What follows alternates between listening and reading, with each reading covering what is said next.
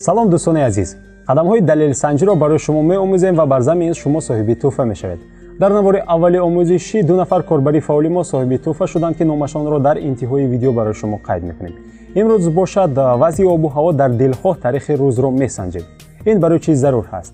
тасаввур кунед ки барои шумо навори дастрас мешавад ва дар он ҷо гуфта шудааст ки фалон рӯз дар фалон мавзеъ борони сел борид ва талафоти зиёдро баборовад.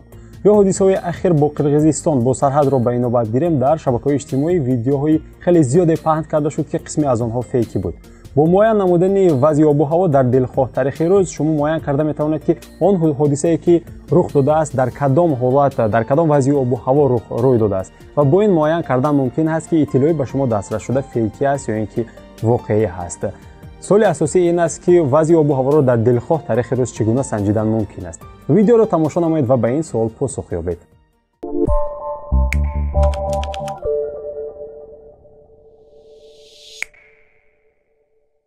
барои муайян намудани обу ҳаво дар таърих ба мо сомонаи Wolfram alpha.com кӯмак мекунад.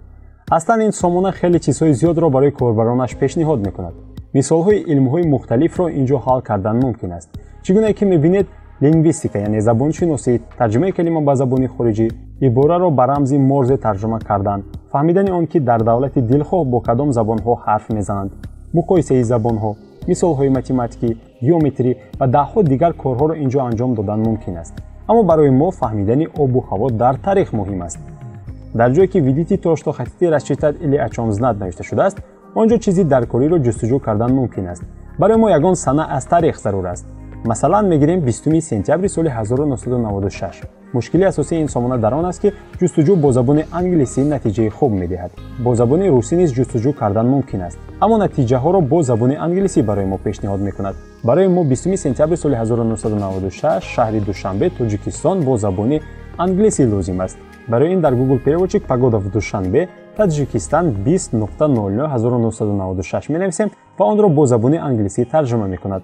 Weather in Dushanbe, Tajikistan 09/20/1996 гӯён баромад. онро нусхабардорӣ яъне копия карда дар ҷои ҷустуҷӯи сомонаи Wolfram Alpha мегузорем ва тугмаи Enter-ро пахш мекунем. каме интизор мешавем ва маълумоти заруриро барои мо пайдо карда медиҳад. хуб, чӣ гуна ки мебинед погода в Душанбе, Таҷикистан 20.00/1996 барои мо муайян шудааст. интерпретатсия вывода яъне тафсири воридшавӣ. Weather Dushanbe, Tojikiston. ҳарорати ҳаво дар Душанбе, Тоҷикистон. Friday, September 2096. яъне ҷумъа 20 сентябри соли 1996. ҳатто ин ҷо кадом рӯз буданашро низ барои мо пешниҳод мекунад. Запасная погода для Душанбе, Таҷикистан. яъне обу ҳавои захиравӣ барои Душанбе, Тоҷикистон. Time range day of Friday, September. доираи вақт дар рӯзи ҷумъа 20 сентябри соли 1996. Temperature 20-32 degree average 27. ҳарорат аз 20 то 32 дараҷа. бо ҳисоби миёна 27 дараҷа гуфтааст ин ҷо. қадами дигар шароит ҳаст, яъне каме абрӣ, каме абр буд мегӯяд. ин ҷо нимаи нисбиро нишон медиҳад ки аз 40 то 55% бо ҳисоби миёна 44% зикр шудааст. суръати шамол 0 метр дар ҳар сония аст. бо ҳисоби миёна низ 0 метрро нишон медиҳад.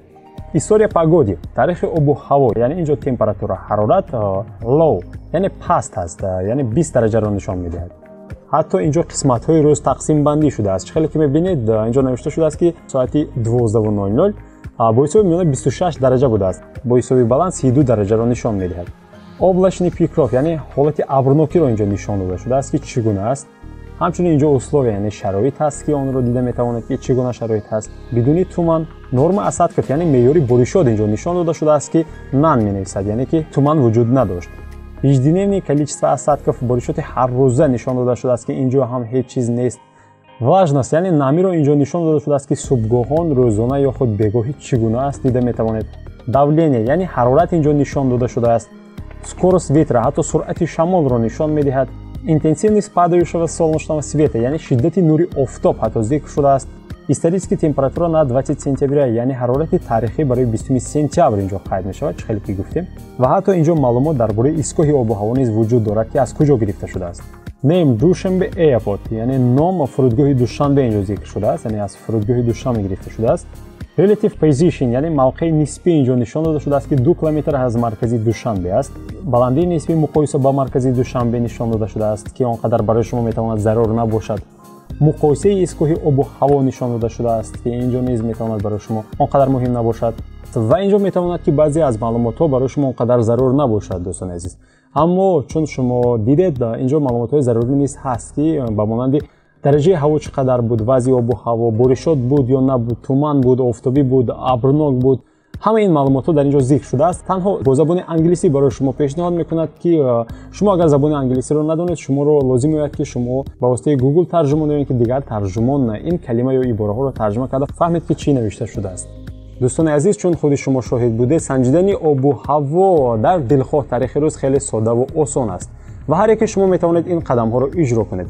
акнун биёед сари тӯҳфаҳо ҳарф занем. аз навори омӯзишии якуми мо мувофиқи ваъда 2 нафар соҳиби тӯҳфа шуданд. навори омӯзишии мо 10 май шабона гузошта шуда буд. тақрибан пас аз 3 соати пахши навор умедҷони ҷумъахон вазифаро иҷро намуда онро барои мо фиристод ва ҷои аввалро соҳиб гашт. умедшоҳ қадамҳоро хуб босифат иҷро намудааст. қобили ҷои аввал буд. барои ҳамин умедшоҳ соҳиби смарт браслет гашт. нафари дуюме ки қадамҳои вазифаро скриншот намуда ба мо фиристодааст Фаридун Ҳолбоев мебошад ки ӯ соҳиби ҷои дуввум ва гӯштмонаки Бесим гашт. ғайр аз ин корбарон Наргиз Каримова, Муллоҷонов Иброҳим, Фараҳноз Набиева низ вазифаи гузошташударо босифат иҷро намуданд. аммо мутаассифона дертар барои мо равон сохтанд, чун мо 2 тӯҳфа доштем барои 2 нафар пешниҳод кардем. дӯстони азиз, шумо низ соҳиби тӯҳфа шуда метавонед. Дилхоҳ таърихи рӯзро дар сомонаи wolframalfa.com мегузоред ва онро санҷида, қадамҳоятонро скриншот намуда ё аксбардорӣ намуда онро ба суроғи электронӣ salimjon.saidov.93@mail.ru бо ҳарфҳои лотинӣ менависед ва мефиристед. муддати қабули скриншотҳо 1 ҳафта аст дӯстони азиз ва чун ҳамешагӣ ба 2 нафар корбари фаъол тӯҳфа пешниҳод карда мешавад. смарт браслет барои нафаре ки ҷои аввалро ишғол мекунад ва ҳамчунин гӯшмонаки Бесим барои нафаре ки ҷои дуюмро ишғол мекунад тӯҳфа пешниҳод мекунем. муваффақ бошед, қадамҳоро иҷро намоед ва соҳиби тӯҳфа шавед. хайр дӯстони азиз.